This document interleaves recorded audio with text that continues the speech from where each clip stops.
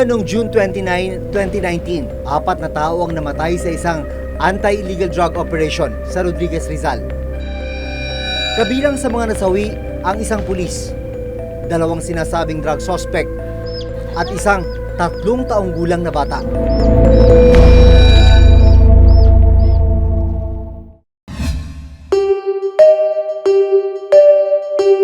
Isang linggo matapos ang madugong insidente sa bahay na ito na may 2 palapag sa Rodriguez, Rizal.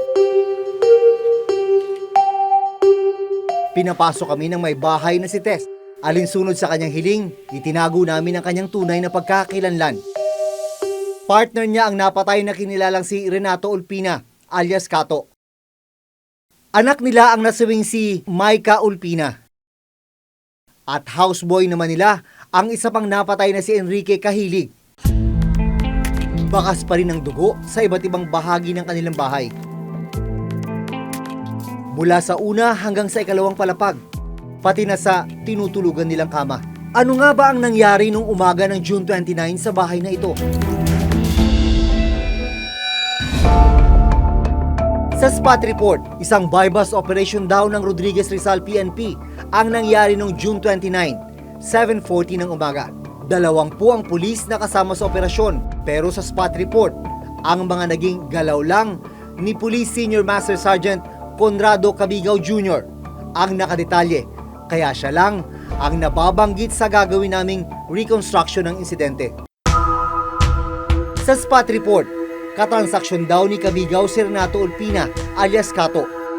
Si Renato Ulpina ay sa aming intelligence gathering ay siya ay membro ng Raga Group na gun for hire at sila ang nagpupush ng illegal na droga doon sa area. At the same time, siyempre may karnaping silang ginagawa rin. Iba naman ang sinasabi ng partner ni Renato Ulpina. Ayon sa kanya, walang nangyaring buy-bust. Kwento ni Tess, alas 6:30 ng umaga noong June 29, habang natutulog siya kasama ang partner na si Renato at 5 anak, may narinig siyang nabasag na bintana sa unang palapag ng kanilang bahay.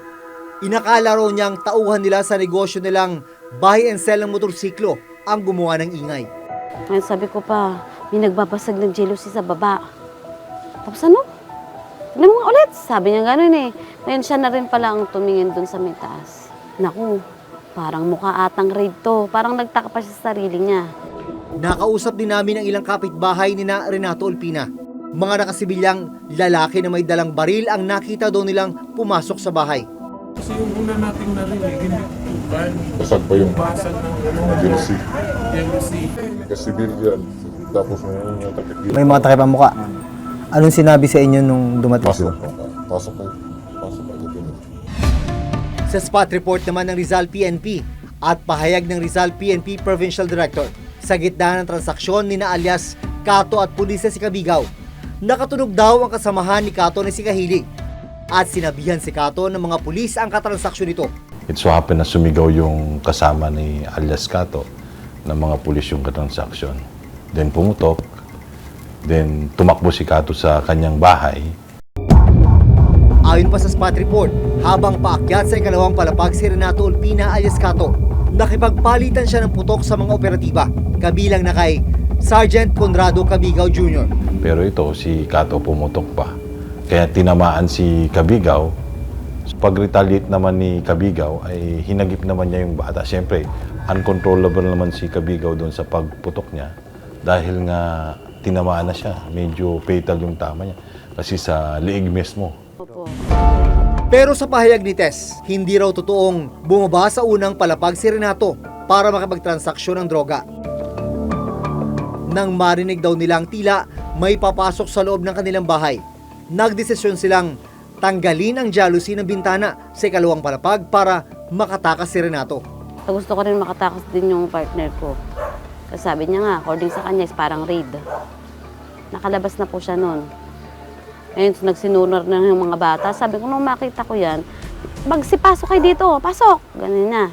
Ngayon, may hinahanap ako kasi naka-shorts lang siya eh. May hinahanap talaga ako. Hinahanap ko yung shorts niya, pinagkubaran. Ngayon, nung nahanap ko na, ibinato ko sa kanya, nagulat ako, nakita ko yung anak ko doon na ganun na. Agad daw bumaba sa hagdan si Tess kasama ang 4 na anak. Nakasalubong pa raw niya ang ilang pulis na paakyat sa ikalawang palapag. Mabilisan na pangyayari, nagulat na lang ako, nasa halos harapan ko na may nakatutok na na baril sa akin.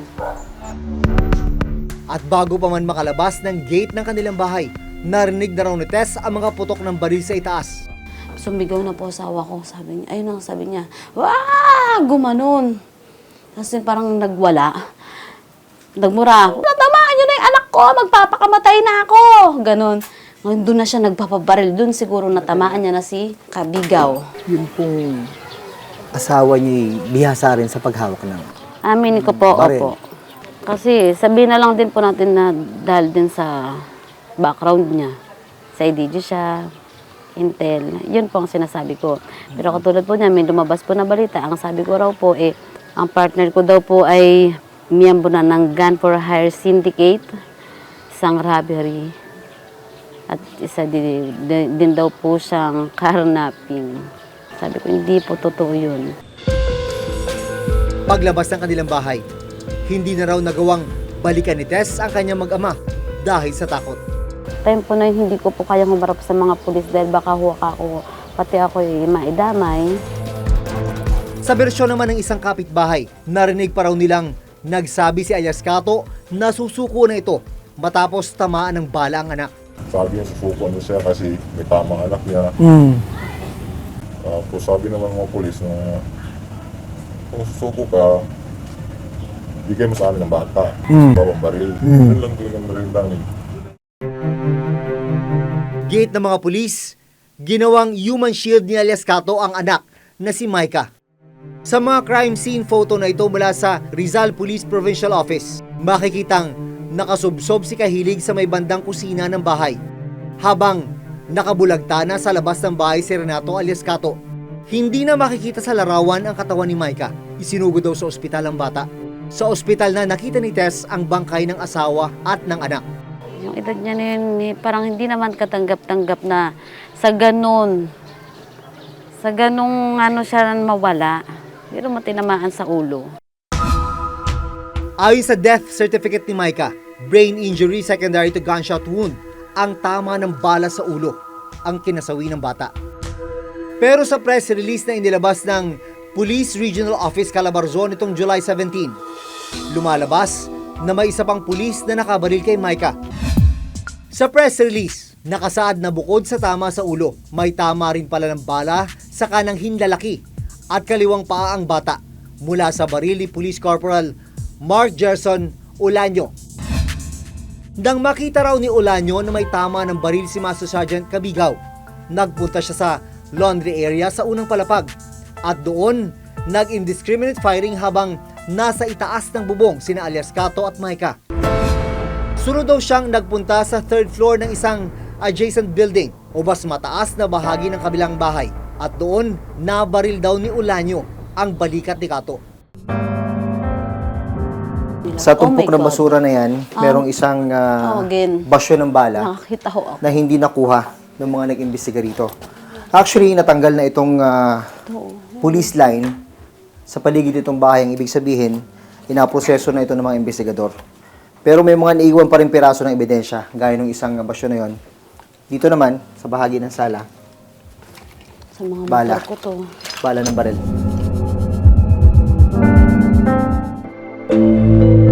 Noong July 12, 2019, nagpunta ang Commission on Human Rights o CHR para magsagawa ng sariling investigasyon. Kasama nila ang forensic pathologist na si Dr. Raquel Fortul. Habang nasa crime scene, kapansin-pansin na ang 2 bala na nakita namin noong July 7, wala na.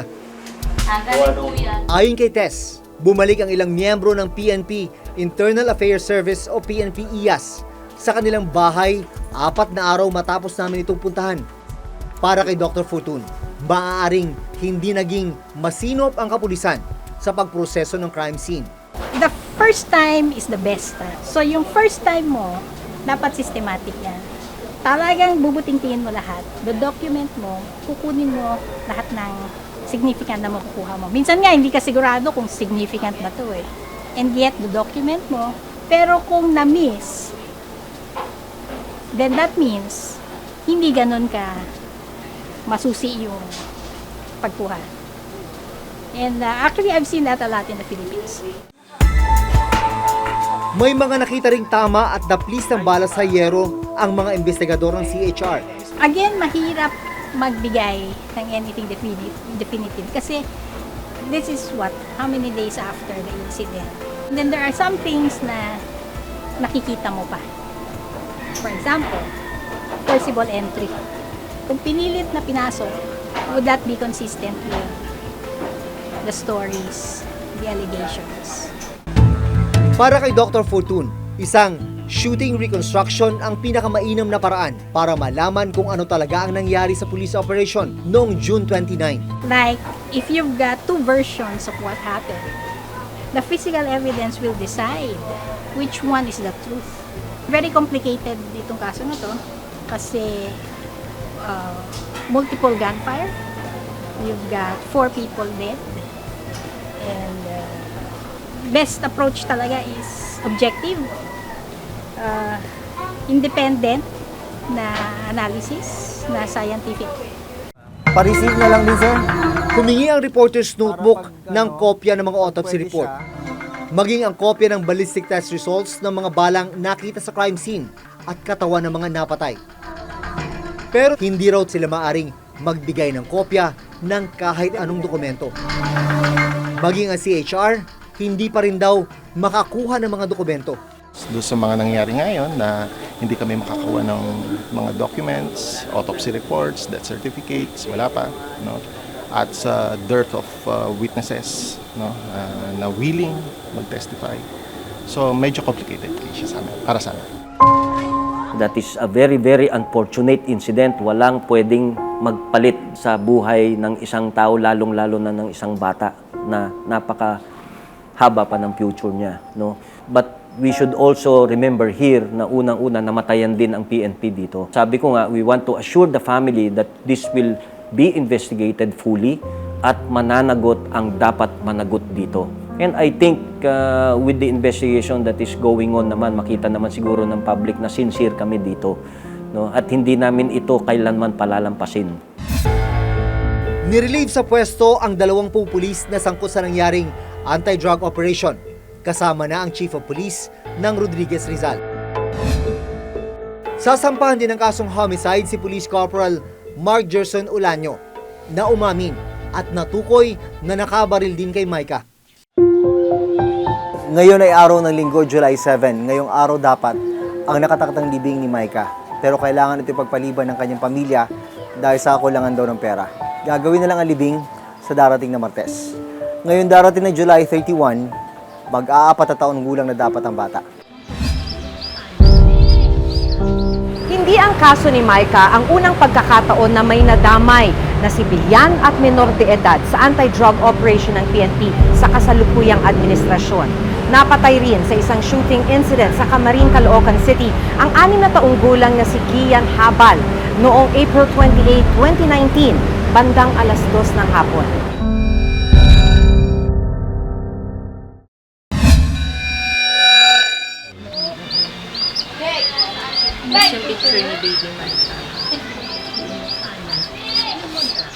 Hindi ang kaso ni Micah ang unang pagkakataon na may nadamay na sibilyan at menor de edad sa anti-drug operation ng PNP sa kasalukuyang administrasyon.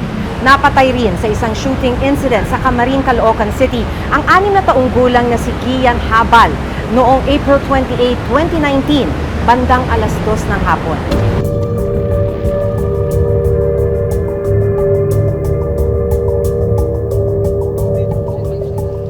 Sa unang pahayag ni Police Corporal Rocky de los Reyes, hinahabol daw niya ang isang sinasabing drug suspect na si Giovanni Mosquito sa iskinita malapit sa bahay nila Gian. Hanggang sa magkapalitan daw ng putok si de los Reyes at Mosquito. Gamit ko yung tao, tinanong ko sa kanya bakit hindi siya natin ng hearing. Tumakbo siya. Pagkatakbo niya may hinagis po siyang items. Hanggang nagkabulan na po kami sa dulo, sir. Masyado, sir, mabilis yung pangyayari, sir. Dito na raw natamaan ng bala si Gian.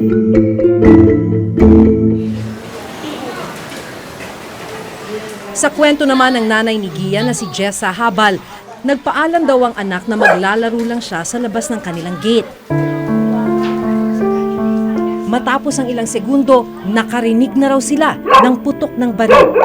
Paglabas ko yung anak ko na nabulagta na sumisirit na yung dugo. Pinuhat ko siya, tumawag ako sa nanay ko, Nay, si Gian may tama ng baril.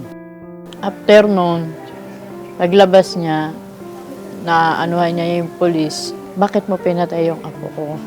Tinanong ko din siya, Kuya, bakit mo naman po binaril yung anak ko? Ano po bang kasalanan niya? Sabi ng nanay ko, itakbo mo na sa ospital yan, patay na yan. Tumingi ako ng tulong sa kapitbahay pero walang lumapit sa akin.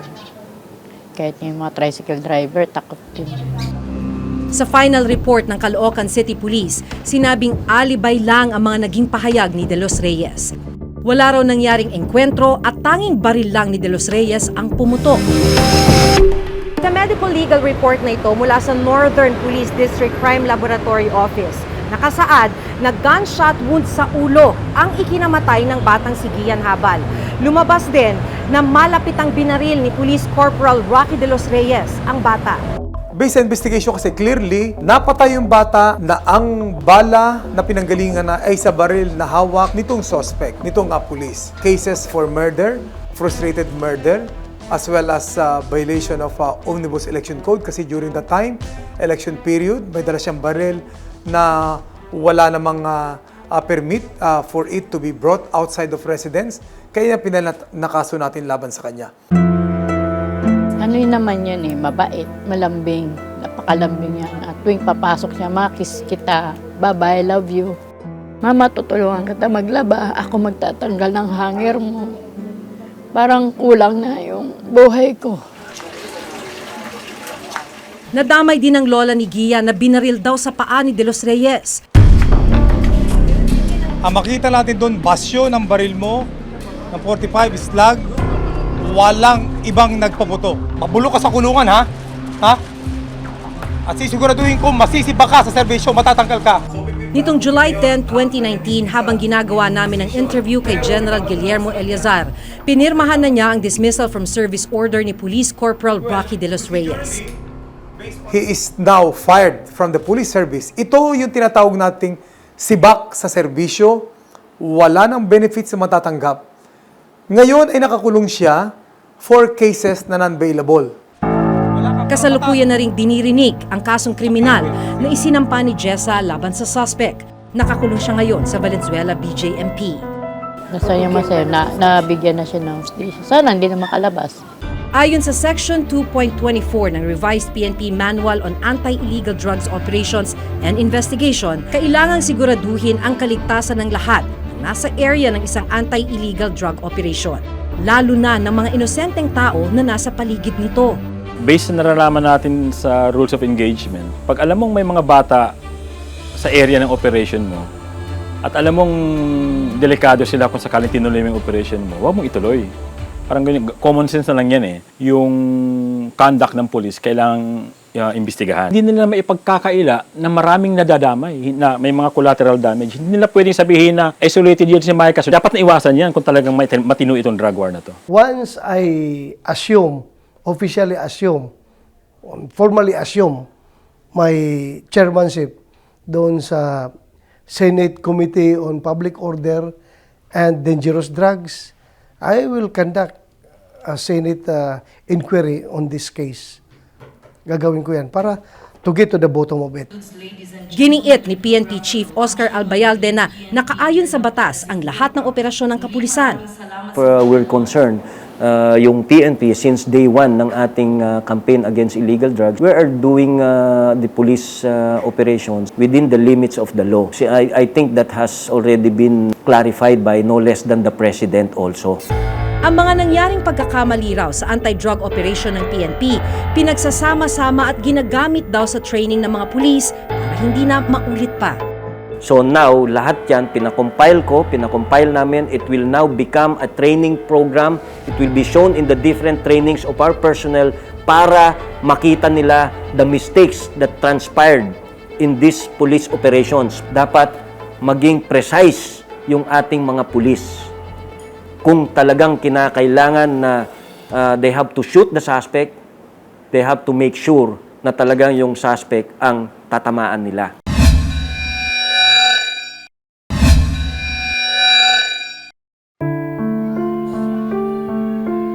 Sa ngayon, patuloy pa rin ang ginagawang investigasyon sa madugong anti-drug operation sa Rodriguez, Rizal. Panginoong Hesukristo, sa 3 araw ng pagkahimlay mo sa libingan, Pero sa kabila ng magkakasalungat na panig ng pamilya at ng kapulisan, isa lang ang malinaw. Isang inosenteng batang nadamay at nawalan ng buhay. Ako si Maki Pulido. Ako si Jun Veneracion. At ito ang nakatala sa aming Reporter's Notebook. Notebook.